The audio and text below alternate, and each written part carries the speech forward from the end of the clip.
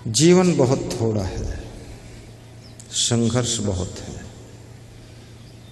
और भगवान को भी ढूंढना है। और मैंने जितने शास्त्र पढ़े हैं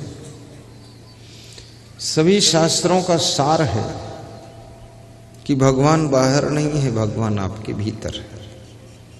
ये सार बता रहा।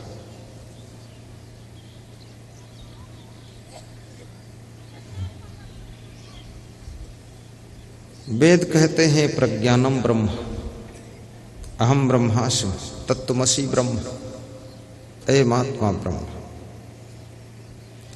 सभी इस आत्मा को ही ब्रह्म बता रहे हैं। और कबीर कहते हैं कस्तूरी कुंडल वसे मृग ढूंढे बनमाही, ऐसे घट घट राम है दुनिया जाने लाए।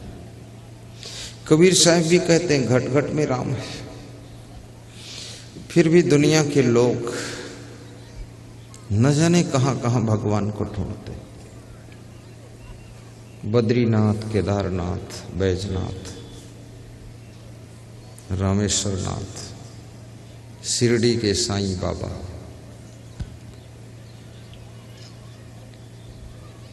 कितने मंदिरों में ढूंढते हो। मुसलमान भाई मस्जिद में ढूंढते अल्लाह।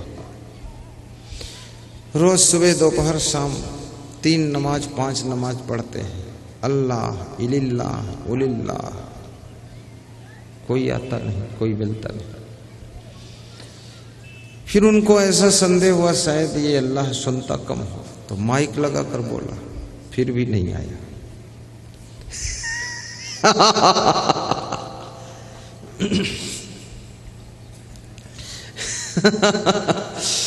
और कबीर साहब कहते हैं कांकर पाथर जोर के मस्जिद लई चुनाई, ता चढ़े मुल्ला बांग दे, क्या बहरा हुआ खुदाया। क्या खुदा बहरा है जो इतना जोर बांग मार रहे, बूंग दे रहे, इतना जोर से क्यों चिल्लाते। और फिर 10 पीढ़ी से लोग चिल्लाते चले आ रहे हैं, अभी तक नहीं सुना है, तो तुम्हारी क्या सुनेगा वो। अब तो कम से कम ये काम बंद करो, धंधा बंद करो, खत्म करो, सुनने वाला नहीं। हिंदू लोग भी खूब जुटे रहते हैं और कहते हैं कि हे देवता, तुमको तीनों लोक दिखाई देता है। तो देवता पहुंचता है तुमको, बोलते हमारी अंधी खोपड़ी है।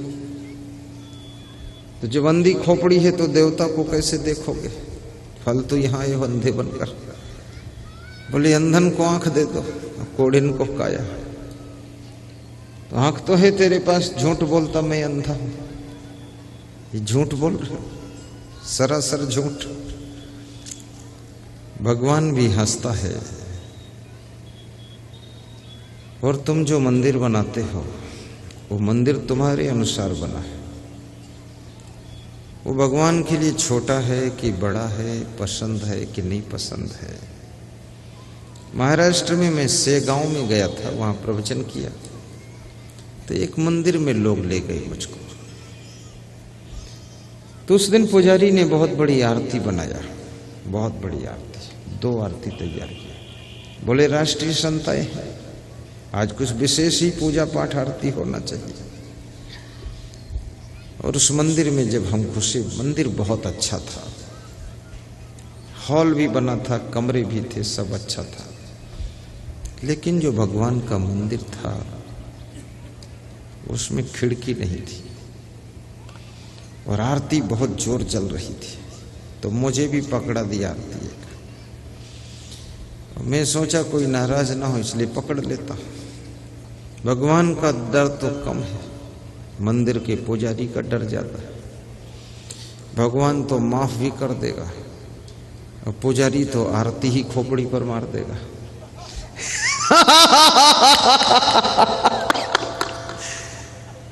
पुजारियों ने कई लोगों को मारा भी।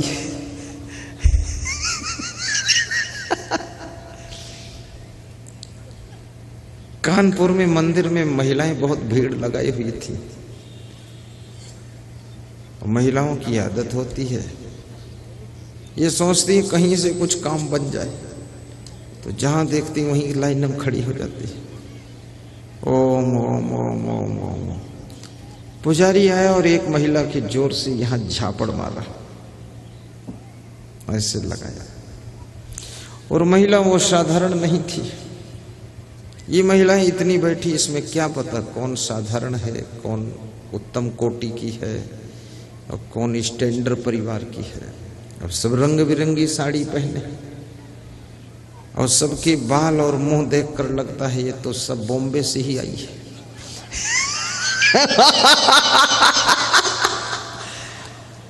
गरीब अमीर का फर्क ही नहीं पता चलेगा। ऐसा सब सज धज के, गोटेदार लहंगा निकले जब डाल के, पकौड़ी बन जाए बिना तेल के। क्या नाटक है लोगों।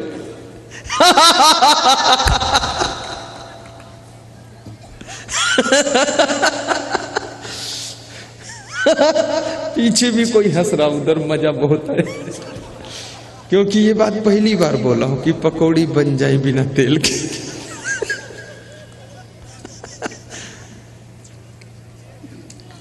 तो उस पुजारी को कुछ पता नहीं था ये महिला है कहां की। और वो महिला अतिरिक्त जिलाधिकारी अर्थात एडीएम की पत्नी थी। एडीएम का मतलब कानपुर के जिले का पूरा बड़ा अफसर। उस महिला को बचपन में शायद ही कोई थप्पड़ मारा हो।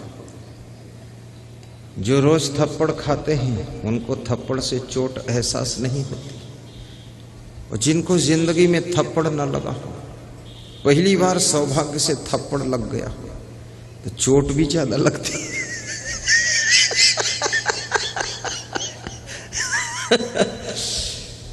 जो रोज गाली गलौज खाते हैं, मादर फादर की गाली खुद बोलते हैं, उनको लोग बोलते हैं, उन्हें गाली से कोई फर्क नहीं पड़ता। और जिसको किसी ने कभी गाली दी नहीं, उसको अगर कोई रे और तू कह दे, इतने में चोट लग जाती है। बड़ी मुश्किल की बात है। गालियां खाने का भी अभ्यास, आदत, गाली बकने की भी आदत और अभ्यास। जिसके मुख से कभी गाली निकलती नहीं है, यदि भूल से गाली निकल गई तो उसको दिन भर पश्चाताप होता है, ऐसी गाली मेरे मुख से क्यों निकली, ऐसा सोचता। लेकिन जिसके मुख से हर मिनट में गाली निकलती है, हर बात में गाली निकलती है, वो अगर एक दिन गाली देने को न पाए, उसको बहुत असमंजस पड़ता है कि प्रैक्टिस छूटी जा रही है। रोज देता था। एक आदमी मेरे आश्रम में आया, संतों से बोला यहां सब ठीक है लेकिन गाली देने को नहीं मिलता। तो संतों ने मुझसे बताया, मैंने उसको बुलवाया। हमने कहा ये संत लोग हैं, इनको गाली दो, परीक्षा भी हो जाएगी कि खोद खाद धरती सहे काट कूट बन रहा है, और गाली वचन साधु सहे और से सहा न जाए, देखो गाली देकर। अरे बोले साधु को गाली कैसे दूं? तो मैंने कहा तो गाली देने की जरूरत क्या है? बोले मैं जब बाथरूम जाता हूं, लेटरिन जाता हूं, तो वहां अकेले में गाली दे देता हूं। किसको देते हो? बोले सबको दे देता हूं। कितने लोग शौचालय में टट्टी करते करते भी गाली निकालते हैं। वो सोचते यहां कोई सुनता नहीं, पर उनको पता नहीं कि परमात्मा अंदर है, वो सुन रहा है, तुम गाली दे रहे हो, तुम बच नहीं सकते उससे। और बड़ी मजे की बात है, सभी शास्त्र कहते कि परमात्मा अंदर है, और जो कहते हैं, जो लिखा वो मैं भी कह देता हूं, लेकिन मुझे थोड़ा इसमें संदेह भी हो जाता है। संदेह ये होता है कि अगर अंदर परमात्मा बैठा हुआ है, परमात्मा का मतलब होता है आत्मा से भी बड़ी शक्ति है वो परमात्मा, और फिर भी आदमी दारू पी रहा है, जुआ खेल रहा है, बलात्कार कर रहा है, रेप कर रहा है, व्यभिचार कर रहा है, गड़बड़ मचा रहा है, चोरी कर रहा है, तो ये अंदर बैठा क्या कर रहा है? ये रोकता क्यों नहीं? आखिर अंदर क्यों बैठे हो? या तो निकलो अंदर से, बाहर हो जाओ, फालतू बैठे। और बैठे हो तो इन बेवकूफों को रोको जो बर्बादी कर रहे हैं, इनको कुछ करो, कंट्रोल करो। अंदर चुपचाप बैठे हो, फालतू जगह घेरते हो, काम नहीं करते हो। अब ये बड़े डाउट की बात है, अंदर बैठा है और दारू पी जा रही है। अरे कम से कम बोतल उधर ढकेल दो यार, अंदर बैठे हो। परमात्मा का कुछ तो पावर दिखना चाहिए ना। या तो अंदर मत बैठो, और बैठो तो फिर अंदर को सुंदर करके दिखाओ। अब सभी कहते हैं आत्मा में परमात्मा है, तो आत्मा में परमात्मा है तो ये आत्मा ही ऐसा भ्रष्टाचार क्यों मचा रही है? किसी की साइकिल चुराते हैं लोग, मोबाइल चुराते हैं लोग, किसी की दुकान में घुस करके रिवॉल्वर और कट्टा लगा देते हैं कि जितना रुपया निकाल दो, नहीं तो जान निकाल दूंगा तुम्हारी। लोग डर मारे रुपया निकाल देते हैं कि जान बते चो लाखों पाए, लौटिक बुद्धू घर का आए। अब ये सब क्या हो रहा है? चोरी और डकैती, छल और कपट, लूट घसोट, रिश्वतखोरी। और पढ़े लिखे लोग जितनी रिश्वत ले रहे हैं उतना और कोई लेता भी नहीं। मिनिस्टर और मंत्री जो जिनको ज्यादा बुद्धि ज्ञान है वो और ज्यादा लूटफातियां मचा रखे, गजब कर देते हैं लोग। शौचालय का पैसा खा जाते हैं। चलो मुझे खुशी है, कम से कम लेटरिन का पैसा खाया, लेटरिन तो नहीं खाया, इतना गनीमत। अब खाने की आदत बिगड़ती गई तो कभी ना कभी लेटरिन भी खा जाएंगे, और लेटरिन का पैसा खा लें और उसके बाद लेटरिन खा लें तो इनको मैं धन्यवाद देता हूं, क्योंकि जितनी लेटरिन करोगे वो सब ये खा लेंगे तो शौचालय की जरूरत ही नहीं। खाते जाओ, हम करते जाएंगे।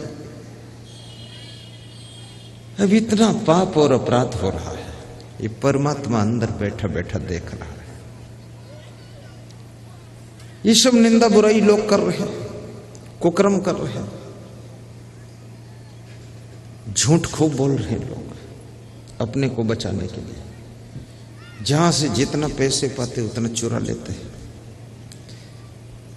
अब इतने पाप और अपराध के बीच में अंदर भगवान बैठा है, परमात्मा बैठा है। मुझे संदेह होता है कि बैठा है कि झूठ ही कह रहे हो बैठा है। शायद अगर वो बैठा होता तो इतना उपद्रव तो नहीं होने पाता। अगर मैं आश्रम में हूं तो इतना उपद्रव तो नहीं होने दूंगा, पर इतना उत्पात हो रहा है इसका मतलब मैं हूं नहीं, इसीलिए हो रहा है। तो फिर अगर हूं नहीं तो कहां हूं? तो मैं तनहा में हूं, बिहार में हूं। तो परमात्मा अगर अंदर नहीं है तो फिर कहां है? सभी शास्त्र कह रहे हैं बाहर तो है ही नहीं। मोको कहां ढूंढो बंदे, मैं तो तेरे पास में। अब उसको कहां ढूंढ रहे हो? वो तुम्हारे पास में, और तुम वहां हरिद्वार में गंगा जी में ढूंढ रहे हो। नाक बंद करके बुडकी मारते हो। अब नाक भी बंद है, मुंह भी बंद है, अब बुडकी मार दिया तुमने। अब जब दम घुटने लगी तो ऊपर आ गए, फिर सांस ले लिया। बुडकी मारना कोई आवश्यक नहीं। इतना नाक को क्यों दबाते हो कि सांस न ले सको? हल्का आधा सेकंड उसमें डूब जाओ, स्नान कर लो, निकल जाओ। कितने लोग पानी के अंदर अंदर ही तैरते चले जाते हैं। लगता है उस जन्म के कछुआ होंगे। अभी अंदर अंदर तैरने की आदत नहीं छूटी, शरीर तो छूट गया, पर प्रैक्टिस है उनकी आत्मा में। कहां है भगवान? कबीर साहब कहते हैं, ज्यों तिल माही तेल है, चकमक माही आग, तेरा साईं तुझ में जाग सके तो जा, तेरा साईं तुझ में जाग सके तो जा, तेरा साईं तुझ में जाग सके तो जा। कस्तूरी कुंडल बसे मृग ढूंढे वन माय, ऐसे घट घट राम है ऐसे घट घट राम है दुनिया जाने ना। कहाँ है भगवान? आरती दर्शन चल रहा है, आरती का दर्शन करते जाओ, भगवान को ढूंढते जाओ।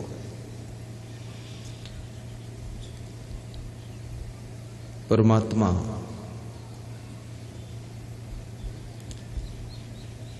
नचकेता ने, उद्दालक के पुत्र नचकेता, कठोपनिषद में ये प्रसंग लिखा हुआ है।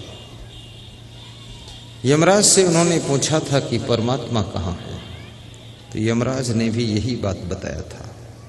अंगुष्ठ मात्रः पुरुषः मध्या आत्मनि तिष्ठति ईशानो भूत भव्यस्य न ततो विजगुप्सते एनम रूपम रसम गंधम शब्दान स्पर्शाच मैथुनान एतेनेव बीजानात् किमत्र परिशिष्यते यतत वै तत्।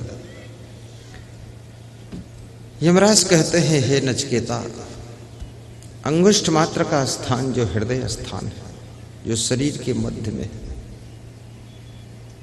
वहीं पर ये पुरुष आत्मा रूपी परमात्मा निवास करता है, जिसको जानने के बाद तुम किसी से फिर ईर्ष्या नहीं करते हो, सबसे प्रेम करते हो। ये वही है परमात्मा जिसके संबंध में तुमने पूछा है, वो सबके हृदय में विराजमान है। वाल्मीकि जी ने भी भगवान श्री राम से कहा था, राम ने पूछा मैं कहाँ रहूं, तो वाल्मीकि ने कहा कि जिनके कपट दंभ नहीं माया तिनके हृदय बसो रघुराया। जिनके दंभ कपट छल नहीं, उनके हृदय में बसो जाकर। हृदय में ही बसने को कहा है। अब सवाल ये खड़ा हुआ, अगर हृदय में वो बसा हुआ है, लेकिन यहां पर एक डाउट और बन गया कि जिनके कपट दंभ नहीं माया, जिनके कपट नहीं है, दंभ नहीं है, माया भी छल नहीं है, उनके हृदय बसो रघुराया, उनके हृदय में बसना। और जिनके मन में कपट है, दंभ है, छल है, राग द्वेष है, उनके हृदय में मत रहना। चलो मानता हूं जिनका हृदय निर्मल है, उनके हृदय में वो बस गए, लेकिन जिनका हृदय निर्मल नहीं, उनके हृदय में कौन बसा फिर? उनके हृदय में कौन है? खाली पड़ा है स्थान क्या?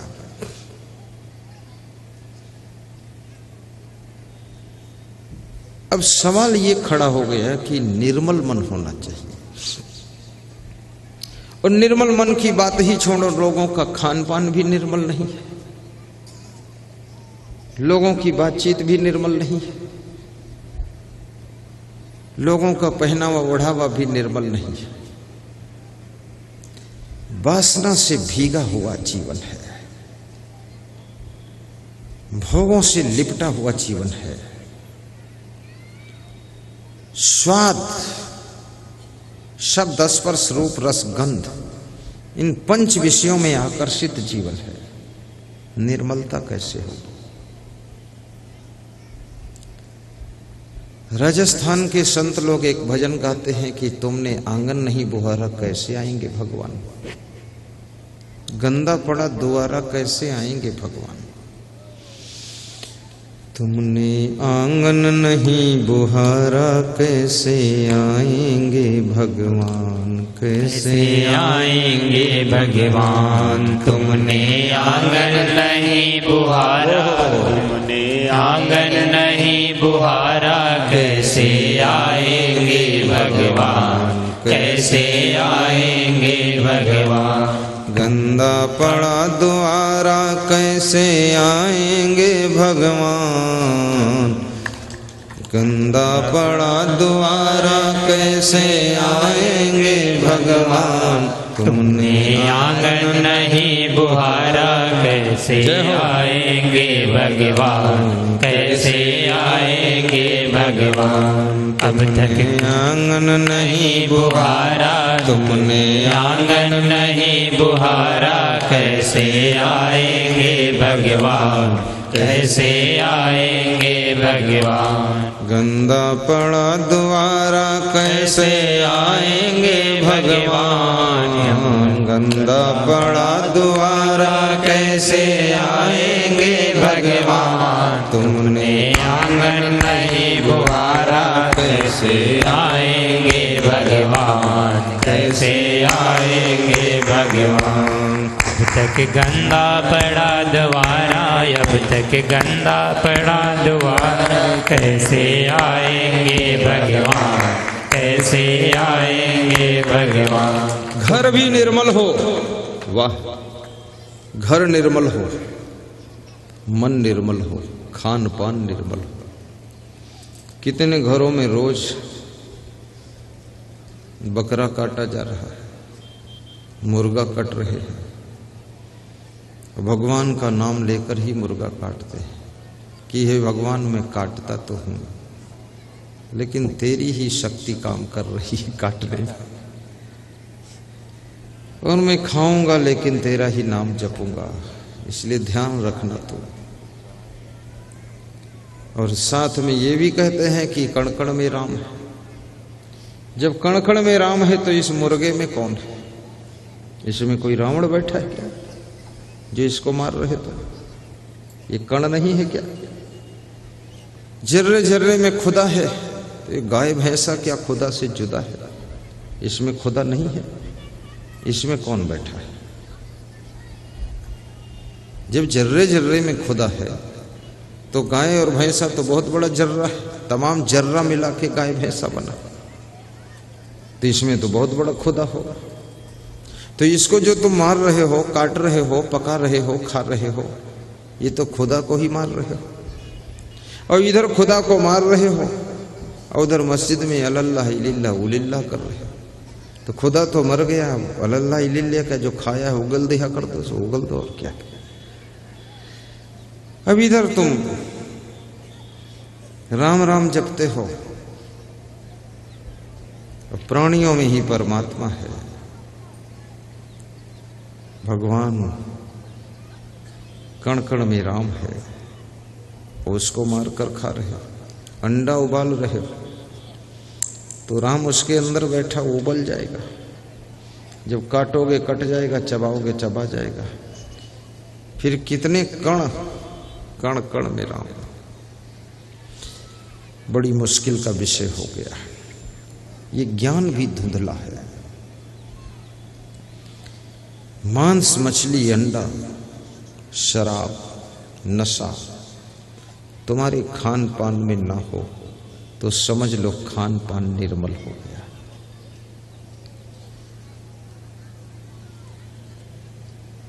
घर में गंदगी ना हो, जीव हिंसा ना हो तो समझ लो घर भी तुम्हारा निर्मल है। मन में सबके प्रति प्रेम हो, छल कपट चालाकी ना हो, समझ लो मन भी निर्मल हो गया। और रैदास कहते हैं कि मन चंगा तो कठौती में गंगा। अब ये बड़ी कठिन बात, मन चंगा तो कठौती में गंगा, और मन चंगा है तो हैंडपंप के जल में भी गंगा है, और मन चंगा है तो मन ही गंगा है, कठौती पठौती का काम भी नहीं वहां। हाँ, कठौती कहां ढूंढते घूमोगे, फालतू नाटक। मन चंगा तो मन ही गंगा। घर ही में गंगा, घर ही में जमुना, घर ही में गंगा, घर ही में जमुना, घर ही में गंगा, घर ही में जमुना, घर ही में तीर्थ बनैबे, मंदिर हमर काहे को जइबे। घर ही में तीर्थ बनैबे, मंदिर हमर काहे को जइबे।